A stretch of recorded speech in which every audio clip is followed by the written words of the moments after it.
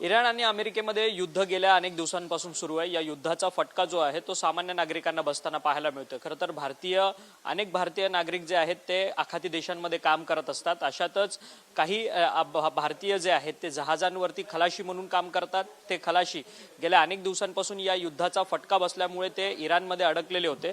आपल्यासोबत असेच काही जहाजांवरती काम करणारे कामगार आहेत, खलाशी आहेत, त्यांच्याशी आपण बातचीत करणार आहोत। हे इराणच्या जेलमध्ये राहिलेले आहेत। खरं तर यांच्यावरती ऑइल तस्करी करण्याचा संपूर्ण गुन्हा नोंद झालेला होता। आपल्यासोबत मनोज यादव आहेत, जे या सर्व कामगारांचं प्रतिनिधित्व करतात आणि युनियनचे प्रमुख आहेत।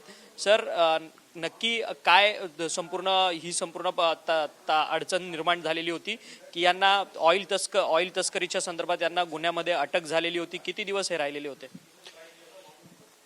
हे आज आपल्या समोर जे 5 नाविक आले, खलासी आले इराणवरून, ते लोक साधारण 50 दिवस तुरुंगात होते। त्यांच्यावरती जो चार्जेस होता ते ऑइल तस्करीचा चार्जेस लावलेला, ज्याचे काही कागदपत्र व पुरावे नव्हते।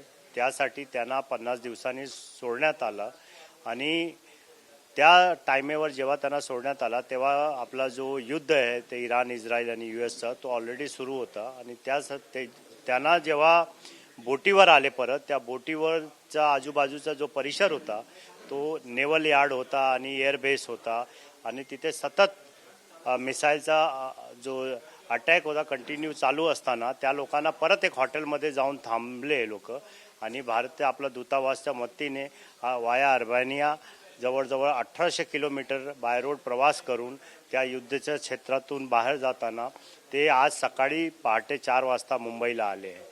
त्यांच्यावरती जे काही गुन्हे इराणियन नेव्हीने ते इम्पोज केलं होतं त्यामार्फत त्या लोकांचा जो कॅप्टन होता त्याच्या केबिनमध्ये पण काही मोठ्या प्रमाणात करन्सी होती आणि त्या लोक डिझेल तस्करी करत होते असा त्यांच्यावरती आरोप होता। खरं तर पण किती कामगार ह्या सगळ्या गोष्टीमध्ये अडकलेले होते, तुरुंगात राहिलेले होते? आणि तुम्हाला भारतीय सरकारचा काही सपोर्ट वगैरे ह्या सगळ्या प्रोसेसमध्ये मिळाला का? काही अडचणी निर्माण झाल्या? सुरुवातीला जेव्हा यांना तुरुंगात टाकण्यात आला तेव्हा भारतीय जो एम्बॅसी होती त्यांना पण माहीत नव्हता। तर जे लोक बाहेर होते त्यांनी एम्बॅसीला संपर्क केला आणि एम्बॅसीने माहिती घेऊन सांगितलं की ज्या लोकांना नेला इन्क्वायरीच्या नावाखाली त्यांना ऑलरेडी तुरुंगात टाकलं आहे।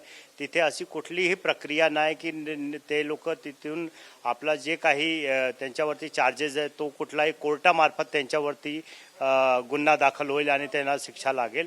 त्या व्यतिरिक्त त्यांना काही न विचारता, त्यांची काही स्टेटमेंट न घेता त्यांना तुरुंगात टाकण्यात आलं आणि भारत सरकारच्या एम्बेसीतर्फे नो डाऊट त्यांना खूप प्रतिसाद मिळाला आणि त्यामुळे आज ते भारतात सुखरूप परत आले होते। खरं तर आपल्यासोबत हे खलाशी देखील आहेत, कामगार देखील आहेत। आपका नाम क्या है और कौन से स्टेट से आप बिलोंग करते हो और कितना आपको तकलीफ झेलना पड़ा इस पूरे वजह से? मेरा नाम है जम्मू वेंकटराव। मैं आंध्र प्रदेश से हूँ। विशाखापट्टनम का विजयनगरम डिस्ट्रिक्ट है मेरा। इस काम से हम लोग का कोई लेना देना नहीं था। हम लोग को ऊपर जो लगाया डीजल कार स्मगलिंग करके, हम लोगों ने तो ऐसे कुछ किया ही नहीं है। लेकिन ईरानी गवर्नमेंट ने ऐसे रख के 3 महीना हम लोगों को वहाँ पे रखा है अरेस्ट करके। फिर ऐसे इसका अभी यहाँ तक पहुँचने का आज हम लोग थोड़ा बहुत अच्छा महसूस कर रहे हैं। हमारा गवर्नमेंट सपोर्ट किया, सार ने सपोर्ट किया। उधर की सिचुएशन कैसी थी? मतलब युद्ध हो रहा था और आपको जिस जेल में रखा था वहाँ आजू बाजू में कुछ बम्बार्डिंग हो रहे थे क्या, और मिसाइल हल्ले हो रहे थे? नहीं सर, जब तक हम लोग जेल पे थे ना उस टाइम वार नहीं थे। जब हम लोग रिलीज हो गया फिर होटल में आए थे हम लोग। होटल में आने के बाद वार चालू हो गया था। जैसे वार चालू हुआ 10-15 दिन के बाद एम्बेसडर ने बोला कि इस एरिया सेफ नहीं है, आप लोग दुबई बॉर्डर शिफ्ट हो जाओ, आर्मेनिया के थ्रू इंडिया चला जाओ करके एम्बेसडर ने बोला। फिर हम लोग उन्हें एम्बेसडर की मदद लेके फिर लोकल का एक बंदा था उनसे सपोर्ट लेके हम लोग वहाँ से शिफ्ट हुआ सर। घर की परिस्थिति कैसी थी और घर वाले चिंतित थे आप कब लौटोगे? तो कैसा सिचुएशन था पूरा घर का? घर से कोऑर्डिनेशन हो रहा था, घर से बातचीत हो रही थी इस पूरी सिचुएशन में? नहीं सर, जैसे हम लोग 50 दिन में जेल में था, मेरा माँ बाप से तो एक बार भी मेरे को बात नहीं हो पाई। मेरा वाइफ से होता था कभी कभी 15 मिनट 20 मिनट बात करता था। वहाँ पे लोकल का एक बंदा से बात करवाता था, व्हाट्सएप कॉल करवाता था वो बंदा। बस ज़्यादा कम। जैसे अभी 3 महीना आर्मेनिया बॉर्डर पे गया था, वहाँ पे हम लोगों का बात करने का, हम लोग का लोकल जो सिम था एयरटेल का, वहाँ से बात किए थे हम लोग। खरं तर आपण पाहिलं तर हे सगळे लोक आहेत। आपण आपण पाहिलं तर हे सगळे खलाशी होते. दीपक यादव जे आहेत ते या सगळ्यांचं नेतृत्व करत होते आणि दीपक यादव हे युनियनचे प्रमुख आहेत. दीपक यादव यांच्याशी बोलणार. तुमची युनियन कोणती आणि हे किती लोक तुमच्या युनियनमध्ये आता सध्या सक्रिय सभासद आहेत आणि हे जहाजावरती अडकलेली किती लोक होती टोटल? माझं नाव मनोज यादव आहे. मी forward cements union of India ही एक जागतिक पातळीवरती नाविकांचं जो आपला रिप्रेझेंटेशन करते अशी एक संघटना आहे जी 1954 पासून कार्यरत आहे. आणि आमचे जे स्वतःचे या युनियनचा जवळजवळ 150 नाविक जे इराणचा त्यांचा जो वेगवेगळा पोर्ट आहे, बंदर अब्बास असो, सिरी आयलंड असो, लवान आयलंड असो किंवा BIK इराण असो, जिथे भारतीय नाविक विदेशी जहाजावरती तिथे अडकले आहे त्या लोकांचा संपर्क आहे. आणि आम्ही ह्यांचं नेतृत्व करताना त्या लोकांना तिथून कसं सुखरूपी परत आपल्या भारतात घेऊन येणार त्याच्यावरती वारंवार आपल्या पंतप्रधान नरेंद्र मोदी साहेबांना 2 पत्र लिहिलं आहे. त्यानंतर मिनिस्ट्री ऑफ एक्सटर्नल अफेअर्सला पत्र लिहिलं आहे आणि सतत आम्ही प्रयत्न करत आहोत की ह्या लोकांना कसं आम्ही सुखरूप परत घेऊन येऊ. खरं तर आपल्यासोबत अजून देखील कहाँ से आप आते हो देश में से और ये पूरा सिचुएशन क्या था? कितने दिन के लिए आप जेल में रहे हो? मैं बिहार स्टेट से बिलोंग करता हूँ. मेरा नाम मसूद आलम है और मैं 50 दिन के लिए जेल में गया था. जेल में वो लोग डाल दिए थे उठा के. जेल में तो कोई जाता है तो कोई खुश तो नहीं रहता है. बहुत दुखी की बात है. बहुत ख़राब गुजरी है उतना दिन जेल में. बहुत परेशान थे. बहुत फैमिली लोग रो रहे थे. बहुत सारे लोग परेशान थे. हमारे फैमिली बात भी नहीं हो रही थी.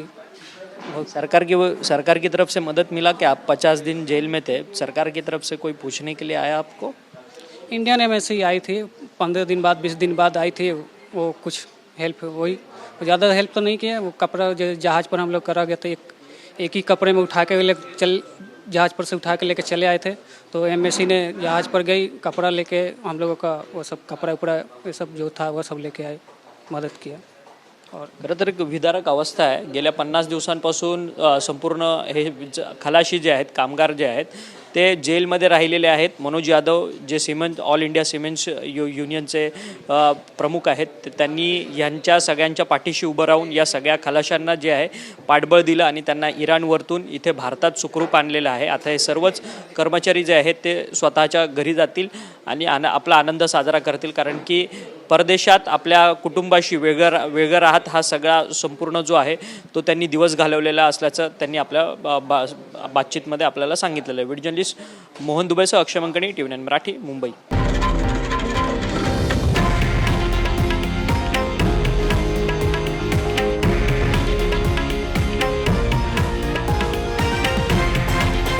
हे आहे देशातील नंबर 1 न्यूज नेटवर्क आणि आपण पाहत आहात TV9 मराठी, एकमेव.